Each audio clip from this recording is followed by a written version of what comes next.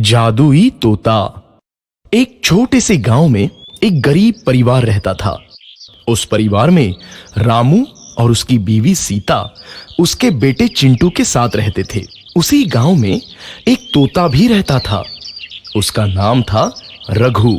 वो किस्मत का धनी था। जहां भी जाता वहां किसी भी चीज की कमी नहीं पड़ती थी। एक दिन रघु उड़ते उड़ते उस गरीब परिवार के घर गया। रघु सोचता है, अरे वाह, लगता है यहाँ आज बहुत अच्छा खाना मिलेगा। मैं पेट भर के खाऊंगा। वो एक कटोरी में रखे अमरूद देखता है। अरे वाह, अमरूद, मुझे तो ये बहुत पसंद है। मैं तो इसे पेट भर के खाऊंगा। रघु तोता अमरूद खाने ही लगता है। तभी सीता रघु को अमरूद खाते देखती है तो गुस्सा हो जाती है और उसे वहां से भगा देती है। भाग यहाँ से, न जाने कहां से आ जाते हैं। मैं तो परेशान हो गई हूं इनसे। सीता के भगाने के बाद रघु चुपचाप से एक कोने में रहता है। धीरे धीरे उस परिवार की बरकत होने लगती है।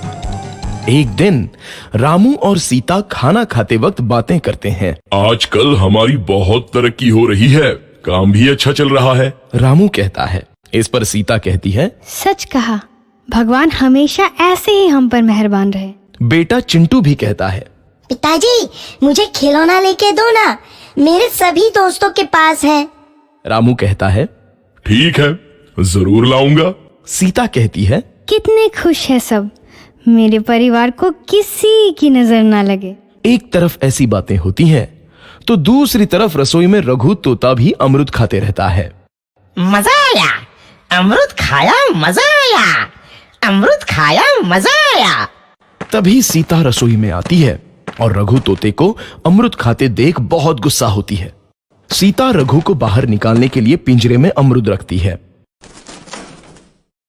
रघु जब अमरूद खाने लगता है तो पिंजरे का दरवाजा बंद हो जाता है और वो उसमें फंस जाता है। मुझे बाहर निकालो, मैं यहाँ फंस गया हूँ, मुझे बचाओ। अगले दिन सीता पिंजरा उठाकर बाहर दूर उस रघु को छोड़ देती है। रघु के जाते ही उनके घर आई बरकत धीरे धीरे कम हो जाती है। उन्हें बहुत घाटा होता है। सीता कहती है, ये क्या हो रहा है, अचानक इतना कैसे बदल गया? अभी तक तो सब कुछ अच्छा चल रहा था। रामू कहता है, लगता है भगवान हम पर रूठ गए हैं। चिंटू भी कहता है, लगता है अब मुझे खिलौने भी नहीं मिलेंगे। और वो रोने लगता है और बाहर चला जाता है। कुछ दिन बाद रघु तोता फिर से उस घर में आता है। वापस आया, मैं वापस आया, अब मैं जमकर अमरूद खाऊंगा।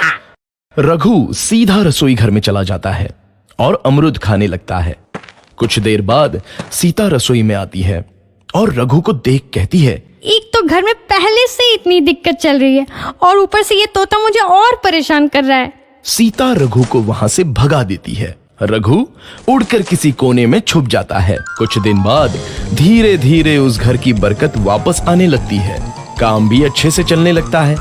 एक रात जब रघु तोता अमरूद खाने जाता है तो पिंजरे में फंस जाता है। ये लोग आखिर चाहते क्या हैं? एक तोते को शांति से अमरूद खाने क्यों नहीं देते? मैं कौन सा चोरी कर रहा हूँ? बस अमरूद ही तो खा रहा हूँ। तभी रामू वहां आता है और पिंजरे में रघु तोते को देख उसे बाहर छोड़ देता है। ये तोता भी कितना जिद्दी है, बार बार वापस आ जाता है। जैसे ही रामू रघु को छोड़ देता है, अगले दिन से फिर से उनके घर की बरकत जाने लगती है। काम में घाटा होता है। किसी को समझ नहीं आ रहा था कि ऐसा क्यों हो रहा है। रघु तोता घर आता है तो अचानक बरकत आती है और जब रघु तोता को बाहर निकालते हैं तो बरकत चली जाती है। एक दिन सीता रघु तोते के घर आने और बाहर जाने की स्थिति पर नजर रखती है। ये तोता जब भी घर आता है तो घर में बरकत आती है और जैसे ही ये घर से बाहर जाता है तो उसी के साथ बरकत भी चली जाती है। कहीं ये जादुई तोता तो नहीं है? अगली बार जब ये तोता घर आएगा तो मैं इसे कहीं नहीं जाने दूंगी। सीता रघु का बहुत इंतजार करती है, लेकिन रघु तोता दोबारा उस घर में कभी नहीं आता।